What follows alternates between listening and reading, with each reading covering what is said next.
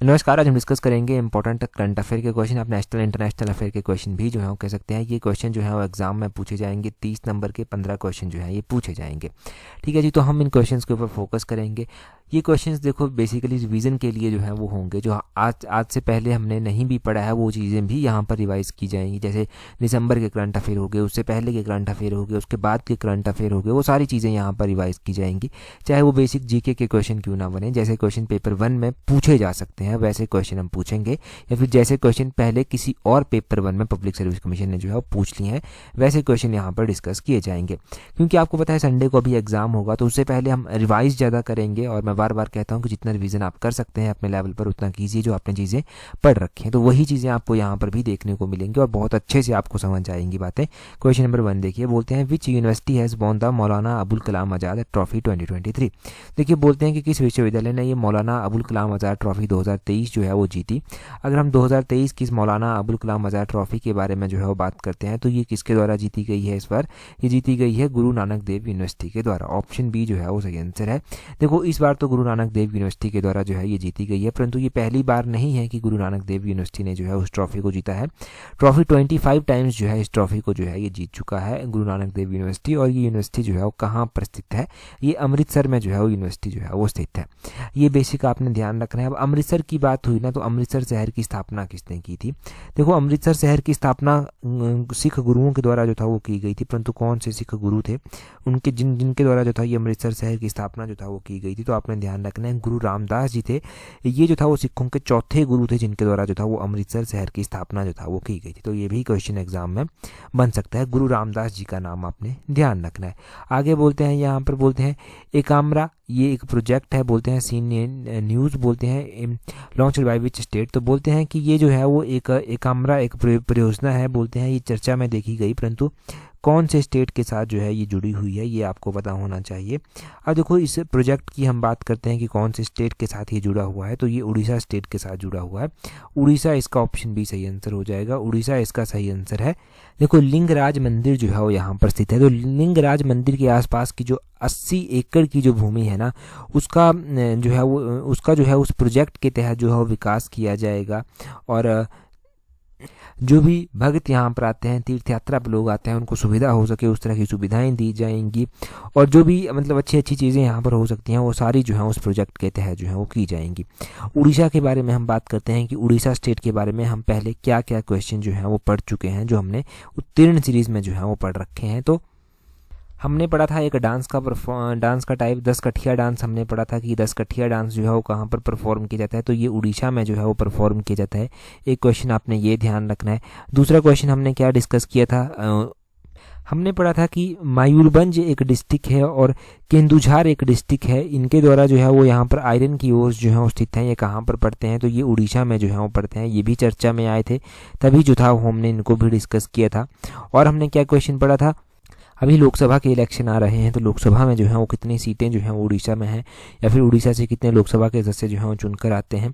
तो उड़ीसा से हम बात करें 21 सदस्य जो हैं वो चुनकर आते हैं। उड़ीसा के जो चीफ मिनिस्टर प्रेजेंट टाइम में है वो है नवीन पटनायक, उनका नाम भी आपने ध्यान रखना है। तो ये सारे इंपॉर्टेंट क्वेश्चंस यहाँ से हो गए। नेक्स्ट क्वेश्चन देखते हैं हमारे पास क्या पूछा गया है। नेक्स्ट क्वेश्चन में बोलते हैं which country has become the world's largest producer of opium in 2023 by surpassing Taliban ruled Afghanistan. तो बोलते हैं कि कौन सा देश जो है वो तालिबान शासित अफगानिस्तान को पीछे छोड़कर जो है वो 2023 में दुनिया का सबसे बड़ा अफीम का उत्पादक जो है वो बन गया है। देखो अगर हम अफीम के उत्पादक की बात करते हैं कि दुनिया का कौन सा देश जो है वो अफीम का सबसे बड़ा उत्पादक बन गया है, तो अफगानिस्तान को ओवरटेक करके म्यांमार ने जो है ये स्थान हासिल किया है। ऑप्शन बी जो है वो सही आंसर है।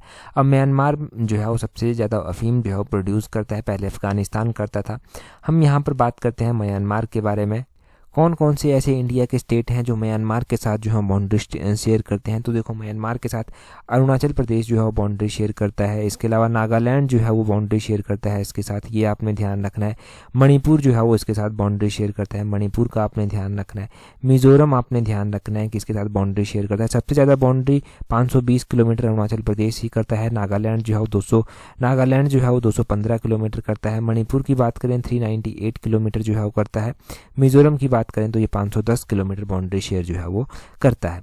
ठीक है जी। ये तो आपको पता चल गया कि कौन कौन सा स्टेट जो है वो मणिपुर के साथ जो है वो बाउंड्री शेयर करता है। परंतु एक और फॉर्मेट हो सकता है क्वेश्चन पूछने का। क्वेश्चन पूछने वाला ये पूछ सकता है कि कितने इंडियन स्टेट जो है सिर्फ बाउंड्री शेयर करते हैं, तो 4 इंडियन स्टेट आपने ध्यान रखने हैं। अब एक और क्वेश्चन यहाँ से ये बन सकता है कि क्या म्यांमार जो है वो आसियान का मेंबर है। ये आसियान क्या है? आसियान है association of south east Asian nation. देखिए आसियान के 10 मेंबर जो हैं वो हैं, जिसमें से म्यांमार भी जो है वो एक है। क्या इंडिया इसका मेंबर है? नहीं, इंडिया इसका मेंबर नहीं है। आसियान के मेंबर कौन कौन से हुए? म्यांमार इसमें आ जाता है, मलेशिया इसमें आता है, लाओस इसमें आता है, इंडोनेशिया इसमें आता है, कंबोडिया इसमें आता है, ब्रुनेई इसमें आता है, फिलीपींस कंट्री इसमें आती है, सिंगापुर आता है, थाईलैंड आता है और वियतनाम आता है। एक बार आसियान के सभी मेंबर्स को देख लेना, आपको क्लियरिटी जो है वो हो जाएगी। और आसियान के बारे में ये पूछ लिया जाता है कि इसकी स्थापना जो है वो कब की गई थी, कि कौन से ईयर में इसकी स्थापना की गई थी। 1967 में इसकी स्थापना जो था वो की गई थी। इसका हेडक्वार्टर जो है वो आसियान का पूछ लिया जाता है, तो आसियान का हेडक्वार्टर जो है वो इंडोनेशिया के जकार्ता में स्थित है। तो ये हमने क्वेश्चन को साथ में रिवाइज कर लिया म्यांमार के साथ जोड़कर। अगला क्वेश्चन देखें क्या बोलते हैं। बोलते हैं recently Lalduhoma was sworn in as chief minister of which of the following state. तो बोलते हैं कि अभी हाल फिलहाल में जो है वो लाल दुहोरमा जो है वो चीफ मिनिस्टर बनाए गए हैं। बोलते हैं कि कौन से स्टेट के जो है ये चीफ मिनिस्टर बनाए गए हैं, ये आपने ध्यान रखना है। और देखो कौन से स्टेट के ये चीफ मिनिस्टर बनाए गए हैं, ये बनाए गए हैं मिजोरम के चीफ मिनिस्टर। ऑप्शन सी जो है वो सही आंसर हो जाएगा। ठीक है, मिजोरम के ये चीफ मिनिस्टर बनाए गए हैं। अब देखो मिजोरम क्या कोई इंटरनेशनल बाउंड्री शेयर करता है? अगर मिजोरम की हम बात करें तो देखो मिजोरम जो है वो इंटरनेशनल बाउंड्री शेयर करती है। ये जो है वो म्यांमार के साथ बाउंड्री शेयर करता है और बांग्लादेश के साथ जो है बाउंड्री शेयर करता है। एक तो आपने ये ध्यान रखना है, ये इंटरनेशनल बॉर्डर इसका जाता है। इंडिया में ये कौन कौन से स्टेट्स के साथ बाउंड्री शेयर करता है? तो ये त्रिपुरा के साथ बाउंड्री शेयर करता है। दूसरी ओर ये मणिपुर के साथ जो है वो बाउंड्री शेयर करता है। ये आपने ध्यान रखना है। अब मिजोरम की स्थापना जो था वो कब की गई थी और ये कौन से नंबर का स्टेट जो था वो बना था, वो आपको पता होना चाहिए। तो देखो मिजोरम की स्थापना 1987 में जो था वो की गई थी। 1987 में मिजोरम की स्थापना की गई थी। कौन से नंबर का ये स्टेट जो था वो बना था? तो ये 23rd नंबर का स्टेट जो था वो बना था इंडिया का। ये आपने ध्यान रखना है कि 23rd नंबर का ये स्टेट बना था और इसकी स्थापना जो था वो कब की गई थी? 1987 में की गई थी। 1987 में ही जो था वो 2 और भी ऐसे स्टेट थे जिनकी स्थापना की गई थी। एक था अरुणाचल प्रदेश और एक था गोवा। अरुणाचल प्रदेश जो था कौन से नंबर का स्टेट बना था? तो अरुणाचल प्रदेश 24 नंबर का स्टेट बना था। और गोवा की बात करें तो ये 25th नंबर का स्टेट जो था वो इंडिया का बना था। ये आपने ध्यान रखना है। हिमाचल का तो आपको पता ही है कि वो 18वें नंबर का स्टेट जो था वो भारत का बना था। 18th नंबर का स्टेट जो था वो बना था 1971 में जो था वो इसकी स्थापना की गई थी, या फिर 1971 में जो था वो हिमाचल प्रदेश को जो था वो फुल फ्लेज्ड स्टेट का दर्जा जो था वो दिया गया था। वो बात आपको पता है कि आपको क्या याद रखना है। अब देखो हम यहाँ से एक और क्वेश्चन ध्यान रख सकते हैं कि मिजोरम डे जो है वो प्रत्येक वर्ष कब मनाया जाता है। देखो मिजोरम डे जो है वो प्रत्येक वर्ष फरवरी महीने में ही जो है वो मनाया जाता है। फरवरी महीने में मनाया जाता है। 20 फरवरी को जो है ये मिजोरम डे जो है वो मनाया जाता है। अच्छा, 20 फरवरी को मिजोरम डे मनाया जाता है। ऐसा ही एक इंपॉर्टेंट डे हमने पिछले कल भी पढ़ा था कि उत्तर प्रदेश फाउंडेशन डे जो है वो कब मनाया जाता है। उत्तर प्रदेश फाउंडेशन डे जो है वो 24 जनवरी को जो है वो मनाया जाता है। उस वीडियो में हमने जो था वो क्या डिस्कस किया था? 25 जनवरी हमने डिस्कस कर लिया था। तो अभी आपने करेक्ट करना है कि कब ये यूपी का फाउंडेशन हुआ था। 24 जनवरी 1950 को जो था वो इसकी स्थापना हुई थी और 24 जनवरी को ही जो है वो ये डे मनाया जाता है।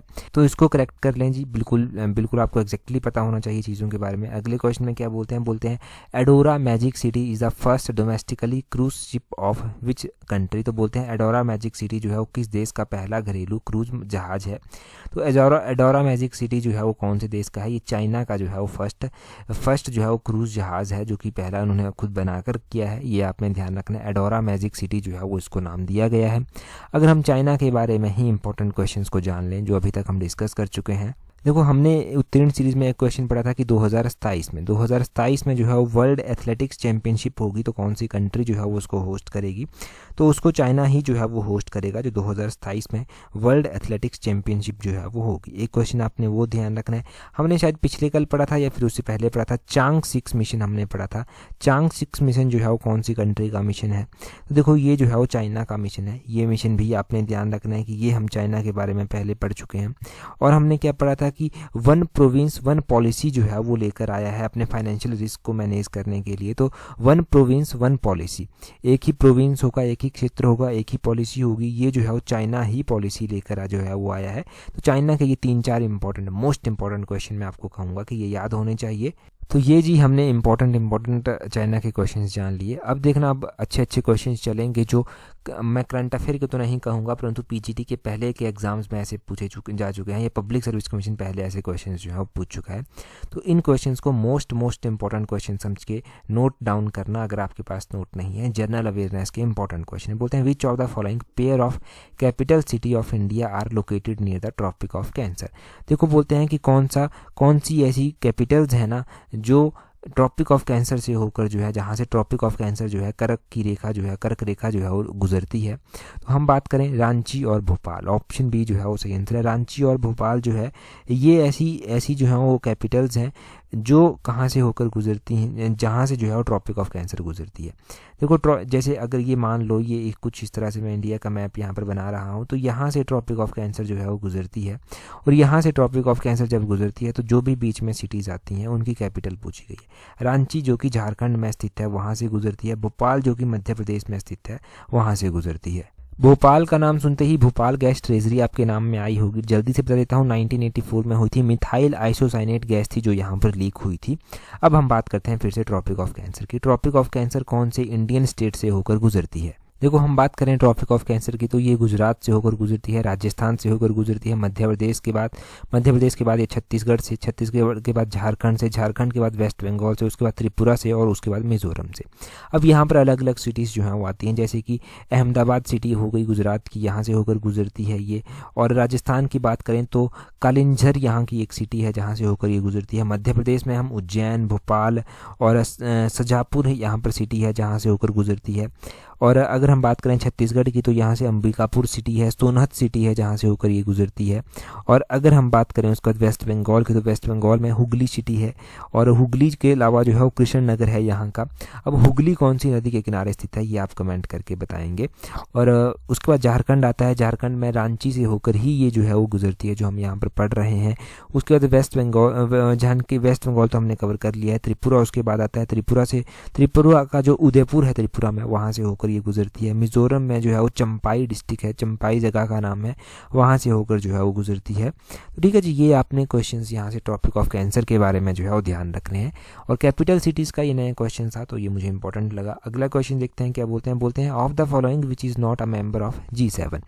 बोलते हैं इनमें से जो है वो G7 का मेंबर जो है वो कौन सा नहीं है। अगर हम G7 के मेंबर्स की बात करते हैं तो 7 कंट्रियाँ इसमें आती हैं, और हर एक कंट्री का नाम आपको टिप्स पर याद होना चाहिए। कौन कौन सी ये कंट्रीज़ हैं, मैं कंट्रीज़ के नाम बताता हूँ, खुद ही जो है वो आंसर जो है वो एलिमिनेट हो जाएगा। फिर देखो USA जो है वो एक ऐसी कंट्री है जो G7 का मेंबर है। USA के अलावा जो है UK भी जो है वो USA हो गया, UK हो गया, ये दोनों इसके जो है वो मेंबर हैं। उसके बाद जापान हो गया, ये भी मेंबर है। जापान के अलावा जर्मनी भी जो है वो मेंबर है। इटली भी जो है वो इसका मेंबर है। इटली के अलावा फ्रांस इसका मेंबर है। फ्रांस के अलावा जो है वो कनाडा इसका मेंबर है। तो रशिया इसका मेंबर नहीं आता है, ऑप्शन डी जो है वो सही आंसर हो जाएगा। रशिया इसका मेंबर नहीं है। हाँ, इंडिया है क्या? नहीं, इंडिया भी जो है वो G7 का मेंबर जो है वो नहीं है। ये आपने ध्यान रखना है। अब हम क्या ध्यान रखेंगे G7 के बारे में? देखो G7 के बारे में ये ज़रूर ध्यान रखेंगे हम कि G7 की स्थापना जो था वो कब की गई थी। G7 की स्थापना जो था वो कब की गई थी? इसकी स्थापना 1975 के आसपास जो था वो की गई थी। अब 1975 के आसपास इसकी स्थापना की गई थी।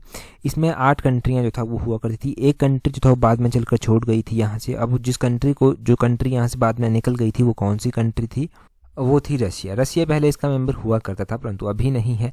रशिया को यहाँ से सस्पेंड कर दिया गया। क्यों किया गया? क्योंकि रशिया ने जो था वो क्रीमिया के ऊपर जो था वो इन्वेड कर लिया था। और कौन से ईयर की ये बात रही जब रशिया को यहाँ से निकाल दिया गया था? 2014 में जो था वो रशिया को यहाँ से निकाल दिया गया था।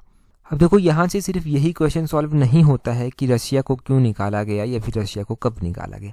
रशिया ने क्रीमिया को कब इन्वेड किया था ये क्वेश्चन भी बनता है। क्यों बनता है? क्योंकि ये क्वेश्चन हमने पब्लिक सर्विस कमीशन के किसी पहले के एग्जाम में जो है वो देख रखा है। तो देखो कौन से ईयर की ये बात है जब रशिया ने क्रीमिया को इन्वेड किया था, तो वो 2014 की ही बात है। फरवरी मार्च की बात है 2014 में, जब रशिया ने क्रीमिया को एनेक्स जो था वो कर लिया था। तो वो क्वेश्चन का आंसर भी आपका सॉल्व हो गया। किसमें? शायद हाई कोर्ट में ही तो नहीं पूछा गया था ये क्वेश्चन। क्वेश्चन, परंतु पूछा ज़रूर गया था किसी एग्जाम में, मुझे ध्यान है। आगे बोलते हैं which of the following is correct about Chipko movement. तो बोलते हैं चिपको मूवमेंट के बारे में हमारे पास 4 स्टेटमेंट्स दी गई हैं, आपको बताना है कौन सी सही है। बोलते हैं it was started by 2 women, चांदी प्रसाद भट्ट और गौरी देवी और सुंदरलाल बहुगुणा। तो बोलते हैं कि ये जो था वो 2 महिलाओं और सुंदरलाल बहुगुणा के द्वारा जो था वो स्टार्ट किया गया था। बोलते हैं is what started by Arundhati Roy, Gauri Devi और सुंदरलाल बहुगुणा के इनके द्वारा ये स्टार्ट किया गया था। तीसरे में बोलते हैं it was popularized as the forest conservation movement in India, कि ये एक फॉरेस्ट को कंजर्वेशन करने के लिए मूवमेंट चलाई गई थी, इस तरह से ये पॉपुलर हुआ। चौथे में बोलते हैं it was started initially from the ग्रोमी village of Chamoli district in Uttarakhand, कि ये जो था वो इनिशियली ग्रोमी विलेज जो चमोली डिस्ट्रिक्ट है वहाँ से जो था वो स्टार्ट हुआ था। हमारे पास 4 ऑप्शंस यहाँ पर दी गई हैं। तो देखो 4 ऑप्शंस दी गई हैं, हमारे पास पहली ऑप्शन जो है वो बिल्कुल सही है कि इसको जो था वो स्टार्ट किया गया था, ये चांदी प्रसाद भट्ट थे, गौरी देवी और सुंदरलाल बहुगुणा के द्वारा स्टार्ट किया गया था। पहली स्टेटमेंट बिल्कुल सही है। दूसरी स्टेटमेंट हमारे पास गलत है। तीसरी स्टेटमेंट बिल्कुल सही है कि it was popularized as a forest conservation movement in India, कि ये फॉरेस्ट कंजर्वेशन मूवमेंट के रूप में जो था वो उभरी थी यहाँ पर इंडिया में। ठीक है जी, तो तीसरी स्टेटमेंट भी सही है, पहली स्टेटमेंट भी सही है, तो पहला और तीसरा ऑप्शन सही है। अब बचती है चौथी स्टेटमेंट। अब चौथी स्टेटमेंट ना गलत है, क्योंकि ये ना ग्रोमी विलेज से स्टार्ट नहीं हुआ था। कौन से विलेज से ये स्टार्ट हुआ था? यहाँ पर एक रेनी विलेज है, रेनी विलेज आपको ध्यान रखना है, जहाँ से ये स्टार्ट हुआ था। चमोली डिस्ट्रिक्ट का ही ये विलेज है, Reni village in Chamoli district, Garhwal region Uttarakhand में जो आता है, यहाँ से ये मूवमेंट जो था वो स्टार्ट हुआ था। इंडिया की चिपको मूवमेंट जो कि उत्तराखंड में हुई वो तो ठीक है, हमारे हिमाचल में भी जो था वो एक ऐसे ही जो था वो फॉरेस्ट को लेकर एक मूवमेंट हुई थी, या फिर इलीगल माइनिंग को लेकर वो मूवमेंट जो था वो मुख्य रूप से हुई थी। तो वो कौन सी मूवमेंट थी, किसके द्वारा जो था वो चलाई गई थी? तो देखो किंकरी देवी का नाम आपने सुना होगा। किंकरी देवी जो है वो डिस्ट्रिक्ट सिरमौर से जो है वो संबंध रखती है। ये जो है वो इन्होंने इलीगल माइनिंग के खिलाफ जो था वो आवाज़ उठाई थी, एक एनवायरमेंटल एक्टिविस्ट के रूप में जो था ये उभरी थी। देखो पढ़ी लिखी तो नहीं थी, परंतु देखो फिर भी इनके अंदर जो था वो एक एनवायरमेंट को लेकर, एनवायरमेंट को बचाने को लेकर जो था वो भावना थी, और इनके द्वारा PIL यानी कि पब्लिक इंटरेस्ट लिटिगेशन जो था वो हिमाचल हाई कोर्ट में दायर की गई थी 1987 में। वो आपने ध्यान रखना है, सिरमौर जिले से जो था वो संबंध रखती थी, और इनके द्वारा काफ़ी कठोर कदम यहाँ पर उठाए गए। बाद में चलकर ये केस को जीत भी गई थी। और यहाँ पर ध्यान रखने वाली बात है कि किंकरी देवी को बहुत सारे अवार्ड मिले, जैसे कि झांसी की रानी लक्ष्मीबाई स्त्री शक्ति पुरस्कार इनको 1999 में जो था वो मिला था। अगला क्वेश्चन देखते हैं। बोलते हैं the Hunter inquiry committee was appointed. तो बोलते हैं हंटर जांच समिति जो था वो नियुक्त की गई थी। क्यों नियुक्त की गई थी? पहले स्टेटमेंट में बोलते हैं to report on the post world war 1 economic scenario of India, कि प्रथम विश्व युद्ध के बाद जो भारत में आर्थिक परिदृश्य था उसके ऊपर रिपोर्ट बनाने के लिए। दूसरी स्टेटमेंट में बोलते हैं to find out the actual participation of Punjab in war efforts of the British India government, कि ब्रिटिश भारत सरकार में युद्ध प्रयासों में पंजाब की वास्तविक भागीदारी का पता लगाने के लिए ये हंटर कमेटी को गठित किया गया था। तीसरी में बोलते हैं to report on the impact of Ghadar movement, की जो गदर मूवमेंट चली थी उसके प्रभाव को देखने के लिए, उसके प्रभाव पर रिपोर्ट तैयार करने के लिए उसको बनाया गया था। चौथे बोलते हैं to investigate the genesis of Jallianwala Bagh massacre, की जलियांवाला बाग नरसंहार में जो उत्पत्ति हुई थी उसकी जांच के लिए उसको बनाया गया था। 4 स्टेटमेंट्स दी गई हैं, परंतु मुझे पता है, आपको पता है इसका answer option D, 4th statement ही सही है। हंटर कमेटी जो था वो बनाई गई थी। हंटर कमीशन इसलिए बनाया गया था, ये जो हंटर कमेटी जो था वो बनाई गई थी, हंटर इंक्वायरी कमेटी, ताकि जलियांवाला बाग मास्कर में जो उत्पत्ति हुई है, नरसंहार वहाँ पर हुआ था, उसकी जांच जो है वो की जा सके। तो ऑप्शन 4 जो है वो सही आंसर हो जाएगा। ये Himachal Pradesh public service commission के फेवरेट क्वेश्चन है जी। इनको नोट करना, समझना, अगर आपने नोट नहीं किए हैं, मैं बार बार बोल रहा हूँ तो कोई ना कोई वजह ज़रूर होगी इनके पीछे। अगला क्वेश्चन हम देखते हैं हमारे पास क्या पूछा गया है। अगला क्वेश्चन भी मोस्ट इंपॉर्टेंट क्वेश्चन है। उससे पहले अगर आप PGT पेपर 1 की तैयारी कर रहे हैं तो PGT पेपर 1 के लिए टेस्ट सीरीज प्रैक्टिस कर सकते हैं। टेस्ट सीरीज का लिंक नीचे डिस्क्रिप्शन बॉक्स, कमेंट बॉक्स में दिया गया है। बहुत अच्छी प्रैक्टिस आपकी हो जाएगी, अपनी कमियों का पता चल जाएगा, और क्या क्या चीज़ें आपकी रह गई हैं रिवाइज़ करने को वो भी आपको पता चल जाएगा, और बहुत सारी चीज़ें आप रिवाइज़ कर भी लेंगे। तो टेस्ट सीरीज होती ही इसलिए है, और आपको डेफिनेटली फ़ायदा यहाँ से मिलेगा। अब हमें देखें, नीचे उसका लिंक दिया गया है, वहाँ से प्रैक्टिस कर लेना। अब क्वेश्चन देखें हमारे पास क्या दिया गया है। हमारे पास कुछ गेम्स दी गई हैं, ठीक है, और कुछ एक कप्स इनके दिए गए हैं, ट्रॉफीज़ इनकी दी गई हैं, वो आपको बताना है कि कौन सी ट्रॉफ़ी किस गेम के साथ जो है वो जुड़ी हुई है। वैसे तो यहाँ पर मैच करने को दिया गया है, परंतु चलो हम जो है वो सीधे रूप से जो है वो इसको मैच करते हैं कि कौन कौन सी ट्रॉफ़ी जो है वो किसके साथ जो है वो मैच करती है।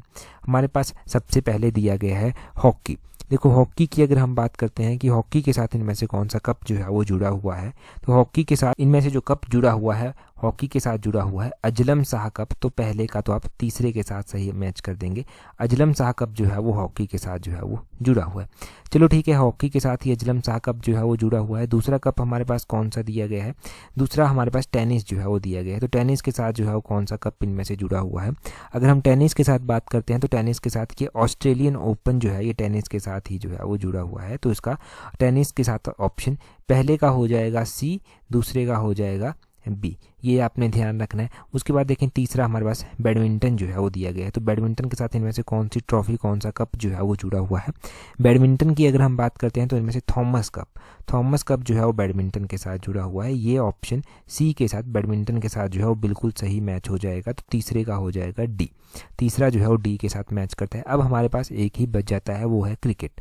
अगर हम क्रिकेट की बात करते हैं कि क्रिकेट इनमें से किसके साथ जो है वो सही मैच करता है, तो एशिया कप होता है। एशिया कप जो है वो क्रिकेट के साथ ही मैच करेगा। तो इसका क्रिकेट जो चौथा है उसका ए जो है वो हो जाएगा। तो पहले का सी, दूसरे का बी, तीसरे का डी, चौथे का ए। लेकिन पहले का सी यहाँ पर दिया गया है, दूसरे का बी यहाँ पर दिया गया है, तीसरे का डी यहाँ पर दिया गया है और चौथे का ए यहाँ पर दिया गया है। तो इस हिसाब से हमारे पास ये तीसरी स्टेटमेंट जो है वो सही हो जाएगी। ऑप्शन सी जो है वो हमारे पास सही आंसर हो जाएगा। ठीक है जी, ये हमारे पास हो गया। पब्लिक सर्विस कमीशन ने पहले इस क्वेश्चन को पूछ रखा है। अब हम जानेंगे कि ज़रूरी नहीं पब्लिक सर्विस कमीशन हर बार ही इन्हीं इंपॉर्टेंट ट्रॉफीज, इन्हीं इंपॉर्टेंट कप्स को पूछे। हम कुछ एक नए जान लेते हैं और वो आपको साथ साथ में नोट भी करने हैं। हर एक गेम के साथ हर एक इम्पॉर्टेंट कप हम डिस्कस करेंगे। हम बात करते हैं हॉकी के साथ। हॉकी के साथ जो है वो कौन सा कप है? आगा खां कप एक हॉकी के साथ जो है वो जुड़ा हुआ है। तो वो आपने ध्यान रखना है, आगा खां कप। ठीक है, एक आपने पहला याद रख लिया। दूसरा हम बात करते हैं हमेशा ही क्रिकेट की। क्रिकेट एक इम्पॉर्टेंट गेम है और बड़ा ही इंटरेस्टिंग गेम होता है। जैसे कि IPL के मैचेस आजकल चले हुए हैं, तो क्रिकेट के साथ रणजी ट्रॉफी जो है वो क्रिकेट के साथ जो है वो जुड़ी हुई है। तो रणजी ट्रॉफी आपने ज़रूर ध्यान रखना है। तीसरा हमारे पास बैडमिंटन दिया गया था, चौथा हमारे पास टेनिस दिया गया था। अगर हम बैडमिंटन के साथ और टेनिस की बात करते हैं कि इनके साथ कौन कौन से कप, कौन कौन सी ट्रॉफीज जो हैं वो जुड़ी हुई हैं। थॉमस कप तो हमने पढ़ लिया है। एक ऊबर कप भी होता है, ऊबर कप जो है वो बैडमिंटन का है। ये हो गए बैडमिंटन के। उसके बाद बचता है हमारे पास टेनिस कप। तो टेनिस के कप हमारे पास बच जाते हैं। टेनिस का एक कप तो हम ऑलरेडी जो है वो पढ़ चुके हैं। वो कौन सा कप है? हमने ऑस्ट्रेलियन ओपन जो था वो पढ़ लिया था। एक और आपने ध्यान रखना है, विंबलडन कप जो है, विंबलडन टूर्नामेंट होता है, वो किसके साथ जो है वो जुड़ा हुआ है? यहाँ पर मैं लिख देता हूँ विंबलडन। ये जो है वो किसके साथ जुड़ा हुआ है? ये जो है वो टेनिस के साथ ही जो है वो जुड़ा हुआ है। तो ये टेनिस का इंपॉर्टेंट कप आपने ध्यान रखना है। ठीक है जी, ये हो गए इंपॉर्टेंट कप हमारे पास जो अलग अलग गेम्स के साथ जो है वो जुड़े हुए हैं। तो इन सब को जो है वो आपने ध्यान रखना है कि कौन सा कप, कौन सी ट्रॉफी जो है वो किसके साथ जुड़ी हुई है। पिछले कल ही हमने एक इम्पॉर्टेंट क्वेश्चन पढ़ा था, उस क्वेश्चन को देखेंगे। परंतु उससे पहले देखिए, अगर आप तैयारी कर रहे हैं एलाइड सर्विसेज की, तो एलाइड की टेस्ट सीरीज़ भी आप प्रैक्टिस कर सकते हैं। एलाइड की टेस्ट सीरीज़ का लिंक नीचे डिस्क्रिप्शन बॉक्स, कमेंट बॉक्स में दिया गया है, वहाँ से प्रैक्टिस कर सकते हैं। और एलाइड की तैयारी टेस्ट सीरीज़ से जो है वो आपकी बाकी एग्जाम की तैयारी भी हो जाएगी। ज़्यादा इसके बारे में बताने की ज़रूरत है भी नहीं। अगर आपको चाहिए नीचे से अवेल कर लेना, बहुत ज़्यादा हेल्प मिलेगी। क्वेश्चन देखें, बोलते हैं from which of the following state UT India's first Himalayan air safari was launched. तो बोलते हैं कि हिमाचल निम्नलिखित में से जो है वो किस राज्य केंद्र शासित प्रदेश से जो है वो भारत की पहली हिमालय एयर सफारी जो है वो लॉन्च की गई है। 4 ऑप्शंस आपके पास दिए गए हैं, आपने सही आंसर जो है वो कमेंट करके जो है वो बताना है। और देखो, उत्तर प्रदेश की वो फाउंडेशन डे वाला क्वेश्चन आपने ज़रूर जो है वो रिवाइज़ कर लिया होगा। टेलीग्राम पर अगर आपने अभी तक हमें ज्वाइन नहीं किया है, तो टेलीग्राम पर ज्वाइन करने के लिए अपने टेलीग्राम से @tallexam31 इस तरह से सर्च करना, आपको हमारा टेलीग्राम चैनल जो है वो मिल जाएगा। डेफिनेटली आपको बहुत ज़्यादा हेल्प मिलेगी, जैसे कि पहले भी जो है वो मिलती रही है। आज की इस वीडियो में इतना ही है। That's all for today. Thank you very much for watching and listening it very patiently.